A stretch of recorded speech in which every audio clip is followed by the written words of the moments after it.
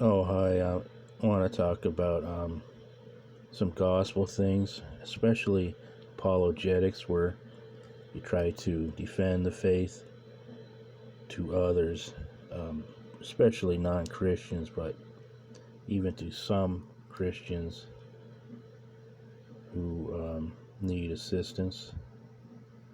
Of course, I'm speaking from my thoughts, and it can be dangerous because I'm not reading out of the Bible. And we wish people would read the Bible, or at least like one chapter, say Matthew, and then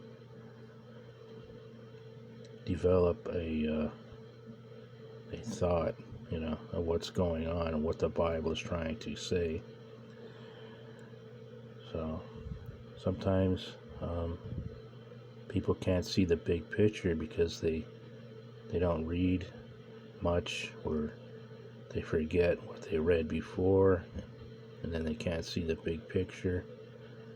And even those who came before Jesus couldn't see the big picture, and that's even mentioned in the Bible, that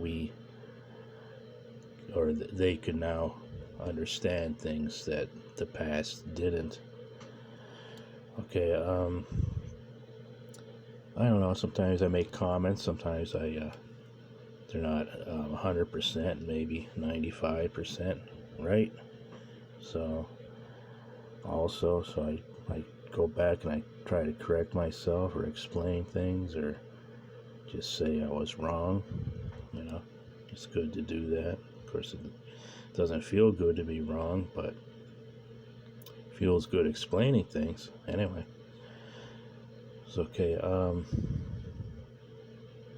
Jesus wanted to be one of us. So this is about Jesus.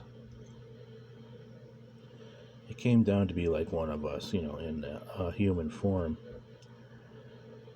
And we can witness this, and he is the example. And he is to be the last and true sacrifice. It would take a human, not an animal, for God accepted the sacrifice at first as like a teaching tool, but then he said he's disgusted with it because it wasn't, um, a real sacrifice of man for his own sins. Okay, so Jesus is therefore the Son of mankind. Well, in the Bible says Son of Man, but it means Son of mankind. Okay, that's like all people and the way of man. Okay, mankind. He's also the Son of God. He is the God-man union. Jesus is of and from God. Consider how woman is both of and from man. Okay, Jesus came as an offer to the obedient. Well, okay, knowledge and offer to the obedient rather than as a fist-smacking Zeus-like God demanding worship. He never demanded worship, okay? But people did worship him in the sense that they followed him and listened to him and did what he said. That doesn't mean you always have to bow down. Well, you're bowing down in your mind, okay, and love. Son has many meanings besides offspring, like physical offspring, and that the Son was always part of or with God. Jesus is of and from God, much like how a seed always contains both the entire tree and the fruit upon it. Okay?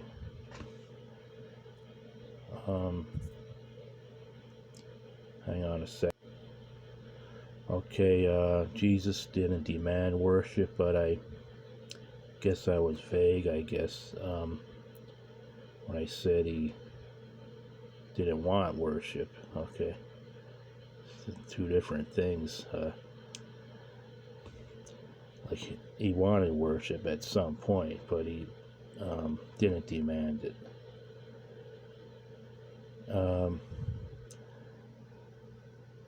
Bowing down isn't just physical, but more of honoring from the inside. And he never said to bow down to me or expect or demand it from all the people then to.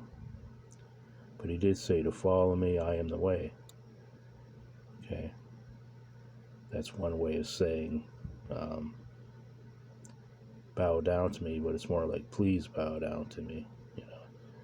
Accept my offer. And he wanted people to have free will and then decide to bow down. I know there is a verse that all will bow down in the end, and I wasn't thinking about that either in this context and comment. This is a later time. The context was the people back then in Israel when Jesus was before he rose. Okay, as a human. Okay then, maybe that's some apologetics, and you can think about that and use it, edit it,